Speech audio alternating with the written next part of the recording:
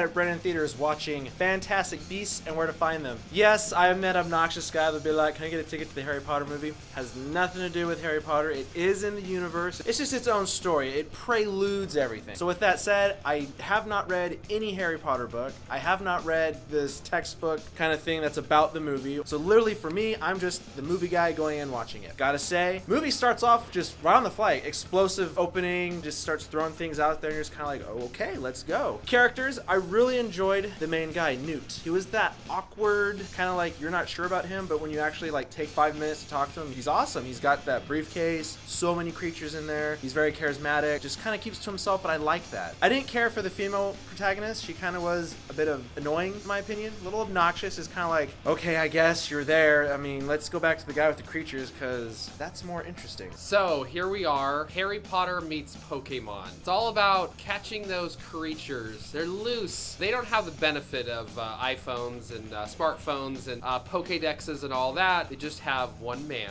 Mr. Scamander, played by the charming Eddie Redmayne. Definitely the star of the film. That's not to say that he's the only good thing about this movie or even the best thing. This movie has an incredible pedigree. It was written by J.K. Rowling herself, directed by David Yates of so many of the great Harry Potter films. Okay, so this movie, as an avid reader of the Harry Potter books, I know that this movie tried to appeal very heavily to the Harry Potter crowd by doing name dropping, which made me like very giddy inside as my Harry Potter fangirl went off like alarms. I was like, I know that name from the Harry Potters. And I really enjoyed that. Redmayne delivered a great performance like he always does, and he made this character so lovable and so amazing. You couldn't help but just love this one character who was so awkward and so just neat and just a very caring person. I'm not a huge Harry Potter fan, but I do enjoy the films. I enjoy the whole story arc of this boy growing up, destined to face his ultimate opponent who killed his parents. Now that we're back before all that, we get to see what it's like for the Wizarding World in America. It's a little different, and they show the friction, political views, and moral aspects between the American side and the British side, and I like how they acknowledge that. It takes place in 1926, and there are a couple of references to the Harry Potter films, which I won't give away here.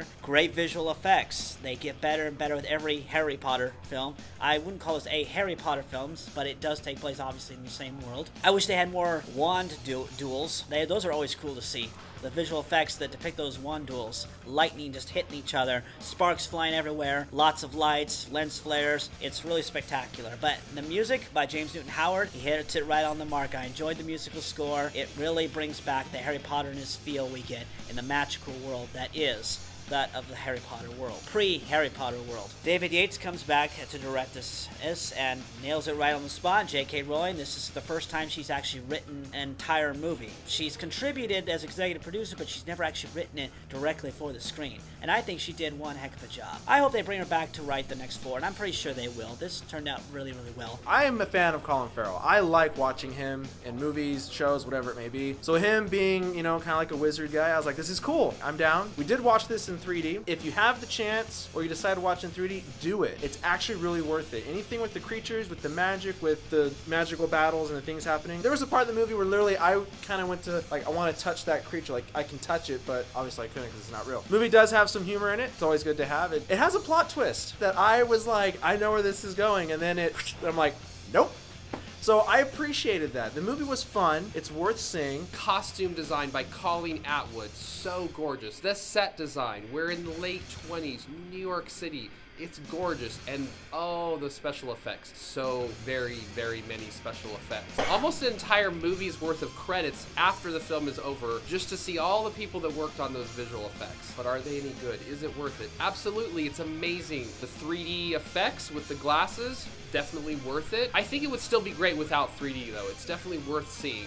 The writing. You don't need 3D to know good writing. This movie has it. With all that being said, there is some darkness to the film, some definitely disturbing moments. That was probably one of the only things that gave me a little bit of pause in necessarily recommending it to everyone. Creepiness, uneasiness, downright terror perhaps for some people. It's very enjoyable. I would recommend it to family. There's a little bit of a dark presence in it that is more after Harry Potter 4 feeling around that time. So younger children I do not recommend unless you, and if you're not big on censorship with your children and you're very open with what you watch, then I would definitely recommend this movie for you. And yes, parents, this is PG-13, but that's only because it's a little more intense in some spots. There's no profanity, no sexual content. This is pretty much a kid's movie, just a little scarier than the average creature film.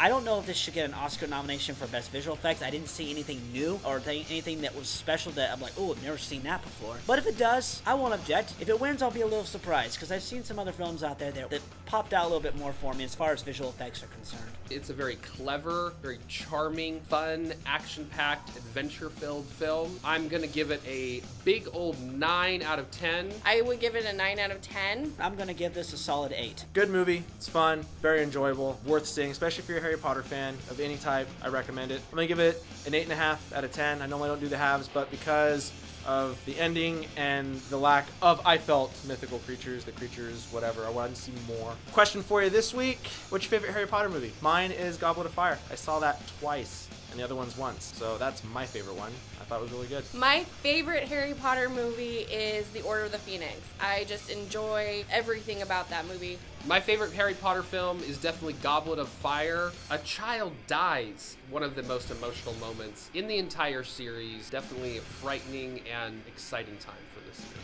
My favorite Harry Potter film, I'm a little stuck between Goblet of Fire and Deathly Hallows Part 2 because I love it when films conclude properly and wrap things up. But if I were to choose something other than the finale of the Harry Potter saga, it would be Goblet of Fire. Mainly because of the twist late in the story that really just brings the House of Cards down and things turn out really bad for a lot of our characters, and I appreciate plot twists like that you don't see coming.